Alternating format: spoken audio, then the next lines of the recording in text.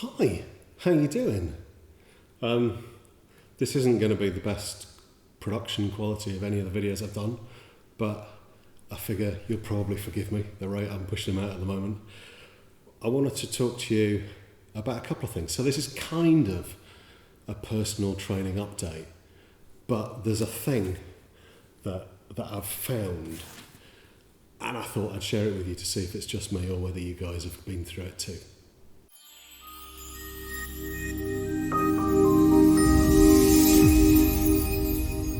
So, yeah, I guess training's going well. Things are good, progressing on the mats. I'm training in Jiu Jitsu 2-3 times a week. Training in catch as well. And it's great, to head down here at Malin Martial Arts in Passfield, Hampshire. Come on down, give it a try, you'll love it. We've got a really nice community of people. We've got some great people coming along, guys and girls. And it's starting to turn into a really nice gym. And we're pretty much at capacity for some of the classes now, which is lovely. But what that does mean is that when you turn up for a class, a no-gi grappling class, and there's 30 of you on the mats, you ain't going to get to roll with everybody.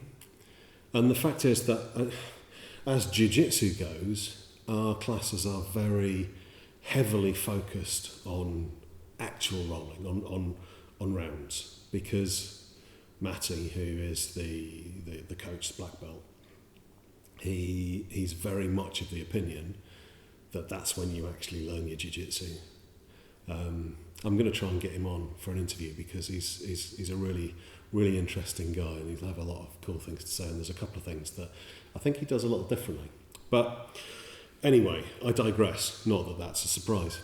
What I've found is that I've got to a kind of point in my jiu-jitsu where I can turn up and I can train, I can do a bit of a warm-up, I can do some techniques, and I can learn some cool stuff, and then we can roll, and I can get 5, 6, depending on the night, maybe up to 10 rounds in, and I can get to the end of it and not really feel like I've been challenged at all.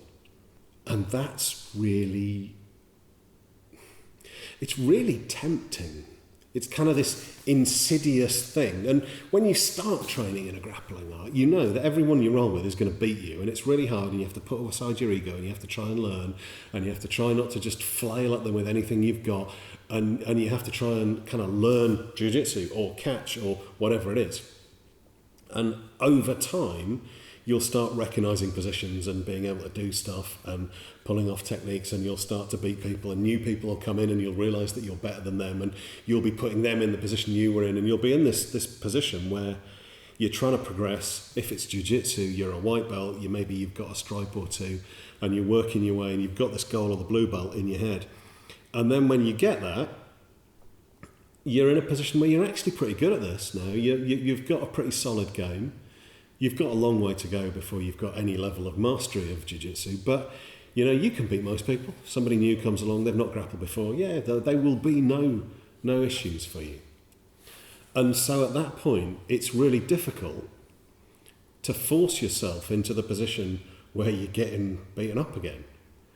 And I do wonder if that's why blue belts have such a reputation for quitting, is you get to a point where you're pretty good and you aren't being challenged, and a little bit of the joy goes out of it, because in all honesty, that point where you're losing, where you're being beaten up, where you're having to actually fight, where you're having to dig really deep and try and work this stuff out, and you're in a situation that is truly horrible at the time, and yet you manage to find a way out of it and you reverse it, that's where the joy in this comes from.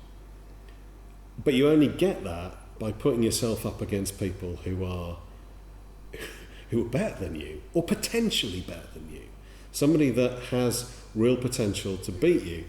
And it's a really difficult one to find myself in that position. And sometimes I leave, and I've had a great time, and I feel good, and I'm tired, I'm sweaty, and I'm a bit achy, and yet I'm disappointed because I've not actually pushed myself. So what I've been trying to do recently is to kind of have a twofold game, if you like. I'm trying to force myself to roll against people who I know are good, people who I know will beat me, probably whatever I do. People like Matty, he's really good. He rolls all the time. He can destroy me without a moment's hesitation. We've got other people. We've got a couple of brown belts in the club. They're really good. We've got a whole raft of purple belts, and some of those guys will just take me apart. You know, I'm 50. I'm still overweight. Lost 10 kilos, but still overweight. And I've got a dodgy leg. Sometimes more dodgy than others. Channeling Billy at the moment. I kind of pushed a knee cut pass a little harder than I probably should for someone of my age while training the other day, and it's a bit swollen and sore at the moment, but that's by the by. So what I'm trying to do is roll with those guys and effectively bring my A game to the table. So I'm up against people who I know will beat me, or people who will beat me if I don't get it 100% right, and that's forcing me to improve my game. I'm also forcing myself to do all the stuff that I don't do as well.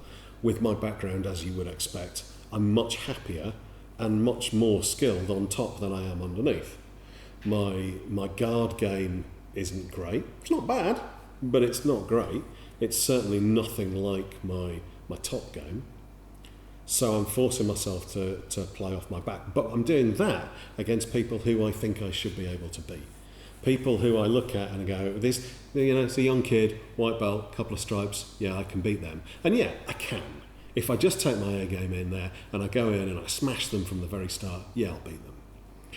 But that doesn't actually benefit me, and it's going to benefit them. They're going to get better a lot faster than I am, and I want to stay ahead. So against people like that, I'm pulling guard. I'm fighting off my back. I'm trying to experiment with all of the things that I know I should be able to do, but I'm not actually very good at. And I'm getting better at those, and that's quite a nice feeling, to be honest. It's a bit of a weird feeling, because none of that stuff really is catch. Pulling guard and trying to go for a triangle choke or an armor platter, that doesn't feel like wrestling to me, but it's making my top game better as well, which is really interesting. So yeah, things are pretty good, and it's going well. But what I'm really interested in is, have you kind of gone through this, or is it something that you're currently experiencing? Have you got to a point where you've kind of hit a plateau and you're really good, and the only way to get off that plateau is either just to quit and walk away, or to really force yourself to lose, force yourself to get beaten up, and force yourself to be in a situation where people who you don't feel should be able to tap you are tapping you on a regular basis? Because that's really tough.